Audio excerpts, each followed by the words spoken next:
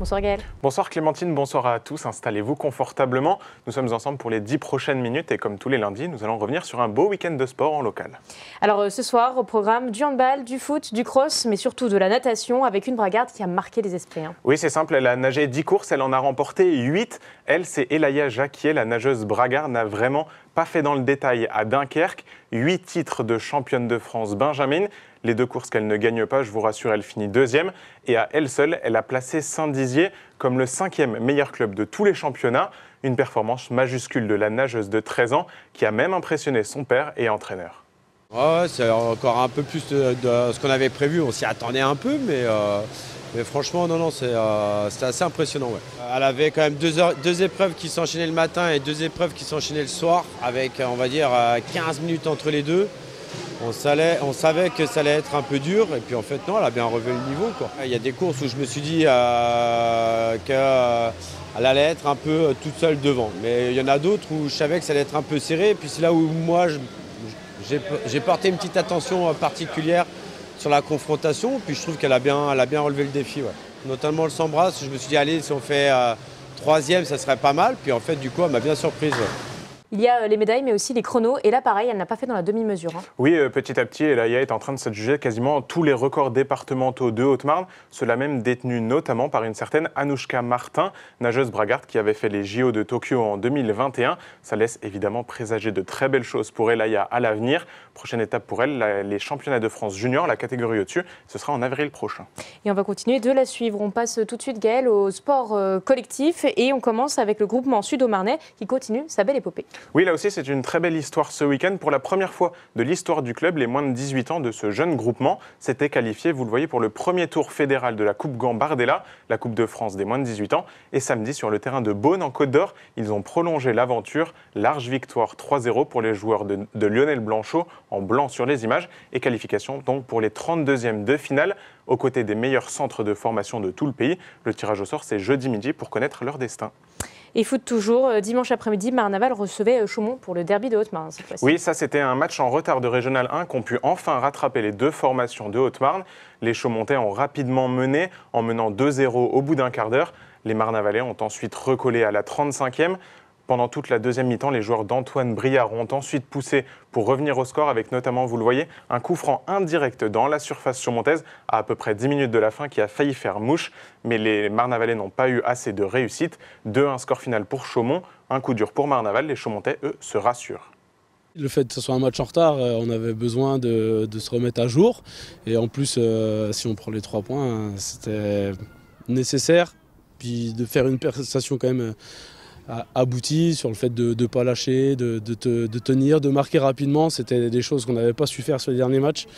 On va dire que là, les joueurs ont tenu, ont fait le match qu'il fallait. Ça a été peut-être un peu moins percutant sur la deuxième, mais on est resté en place, on a tenu. Les joueurs ont fait plus que le boulot, vraiment. Et ça, on finit bien l'année, c'est une bonne note pour nous. Volet maintenant avec le CVB qui a plutôt bien réussi sa grosse semaine chargée. Oui, une semaine plutôt très rassurante pour les Chaumontais, tu le dis, dans le dur depuis quelques semaines maintenant. Les joueurs de Silvano Prandi ont affronté Toulouse mardi, puis Poitiers samedi soir. 2 matchs que les Haut-Marnais ont très bien manœuvrés et remportés. Victoire 3-1 d'abord à domicile face aux Occitans, puis un très gros succès 3-0 en terre poitevine samedi soir, tout en domination, avec notamment une balle de match assez dingue que vous allez voir. 2 défenses coup sur coup, d'abord de Nico Suikonen au-dessus des panneaux publicitaires maintenant, puis de Pierre Toledo, vous allez le voir, qui rattrape une attaque. À un bras, s'il vous plaît, avant que Mathis Hainaut ne fasse parler son toucher de balle et clore ce match. Victoire 3-0 donc, qui permet à Chaumont de retrouver la 2e place du classement, toujours derrière Tourcoing, mais surtout de quoi se rassurer avant la Ligue des Champions et le match de la survie en Pologne mercredi soir. On change de ballon et on enchaîne avec le handball. Cette fois-ci, c'est une championne du monde qui était de passage au club formateur en Haute-Marne. Oui, les filles de moins de 15 ans de Chevillon ont eu une belle surprise samedi puisqu'elles ont pu jouer sous l'œil de Lilou Pinta, handballeuse professionnelle du côté de Dijon maintenant, mais qui a débuté en Haute-Marne. Lilou, elle a passé entre autres 3 saisons sous le maillot jaune chevillonnais et n'en a évidemment rien oublié. Et récemment, le club lui a même proposé de devenir sa marraine, ce qu'a accepté la Froncloise, championne du monde des moins de 20 ans cet été.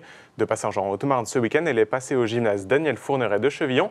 Un beau moment de partage avec les filles et de souvenirs, on l'écoute. C'est des gens qui m'ont vraiment beaucoup apporté dans le début de ma carrière, enfin, quand j'étais jeune, qui m'ont toujours accompagné, toujours suivi. Donc ça fait plaisir là maintenant de passer. Je vois que ça leur fait très plaisir. Pour moi, c'est simple, hein. C'est juste venir, être là pour eux, faire des photos, des autographes. Et je sais que pour eux, c'est hyper important. Donc c'est vraiment juste, ça me fait plaisir et je suis très contente pour eux d'être venus ici. Que ce soit Fronc, Le Chevillon, Chaumont, les 3 clubs que j'ai fait en Haute-Marne, j'oublie vraiment pas d'où je viens. Et c'est pour ça que ça me fait plaisir de montrer à des filles comme ça qui n'ont peut-être pas l'exemple de se dire on n'est qu'en Haute-Marne, le haut niveau c'est très loin. Si elles ont envie de rêver, qu'elles rêvent, qu'elles y croient et que comme quoi tout est possible. Moi j'ai eu le même parcours qu'elles, j'ai démarré comme elles dans des petits clubs d'Haute-Marne et ça prouve que tout est possible, qu'on ne doit pas se fixer de limites. Si elles ont envie de rêver, qu'elles rêvent. Voilà. Et à Saint-Dizier, en même temps, il y avait la 2e édition du tournoi Kader Reim. Oui, encore un beau succès de handball avec une centaine de jeunes joueurs qui ont joué au gymnase Pergaud ce week-end. Comme l'année dernière, ce tournoi a été organisé par le Saint-Dizier Handball, un tout nouveau club qui a été créé en 2023 par d'anciens handballeurs de la grande époque du CO Saint-Dizier. Après 5 ans d'absence, le handball est enfin de retour dans la cité bragarde. Regardez. Il a beau être rouge, c'est bien un maillot de Saint-Dizier que portent ces jeunes handballeurs. Rien de plus ordinaire d'apparence et pourtant, cela faisait près de 5 ans qu'il n'y avait plus d'équipe de handball en terre bragarde. C'est plaisant de voir le maillot de Saint-Dizier. C'était une lacune de ne pas avoir le handball, un sport phare en France, sur Saint-Dizier. Donc le handball représente maintenant les couleurs de Saint-Dizier et pour nous c'est vraiment très bien. Depuis 1 an maintenant, le 6e sport le plus pratiqué en France est enfin réapparu à Saint-Dizier sous la forme d'un tout nouveau club, le Saint-Dizier Handball. Une anomalie enfin gommée. Ça a été quand même un fief du handball en Haute-Marne, dans l'Est de la France. C'était un club quand même réputé. Je me rappelle à l'époque, nous on jouait en moins de 18 championnats de France. C'était l'élite chez les jeunes. Le club avait 300, 400 licenciés, il y avait des équipes dans toutes les catégories. J'ai grandi ici, j'ai commencé ici. Donc j'avais envie de rendre un peu aussi au club et à la ville ce qu'on m'avait donné il y a 20 ans. Donc content que ça se relance et on espère avoir de plus en plus de petits handballeurs. Si le handball bragard a pu retrouver la lumière récemment après une période compliquée depuis 2015, c'est grâce à son histoire, et plus précisément des joueurs qui l'ont écrite. 17 mai 1998, grâce à une victoire face à la Chapelle Saint-Luc, le CO Saint-Dizier accède à l'échelon national, l'apogée du handball bragard. 25 ans plus tard, l'aventure collective continue, mais sous une nouvelle forme.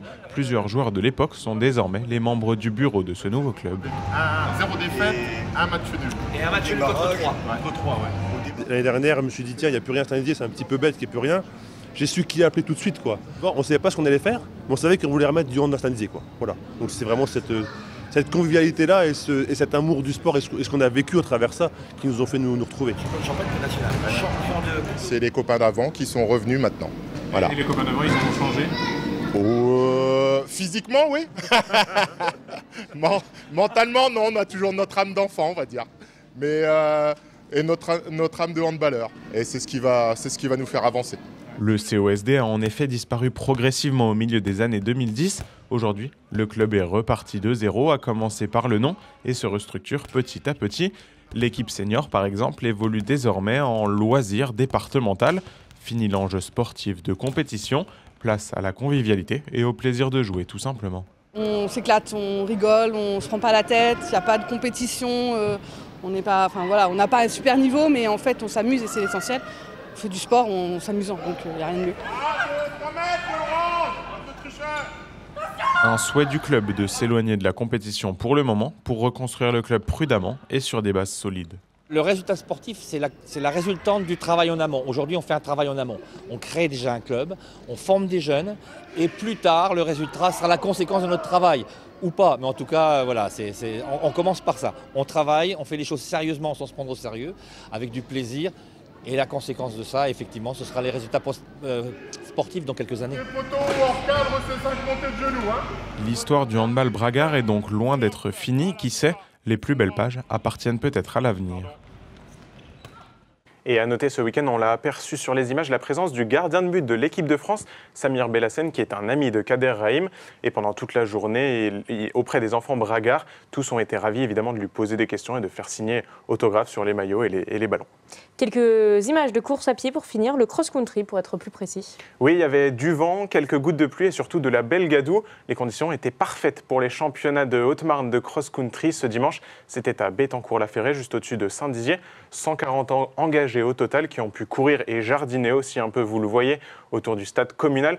Pas de gros enjeux sportifs puisque au vu de la faible densité du département, tous les engagés étaient d'office qualifiés pour l'échelon régional qui aura lieu début janvier en Côte d'Or. Pas pour autant que les podiums n'ont pas été convoités et disputés. Chez les hommes, vous le voyez, le titre revient à Teddy Colombe, tandis que Marie-Charlotte Conder l'a emporté chez les femmes. Un beau doublé bragard. Merci Gaëlle. Alors on ne te retrouve pas la semaine prochaine puisque pendant 2 semaines, pas de chronique. Le JT de Puissance TV change un petit peu de format, mais tu nous prépares quand même du sport. Oui, ce sera sous forme de reportage et la chronique, vous la retrouverez à partir du lundi 6 janvier. Merci Gaëlle.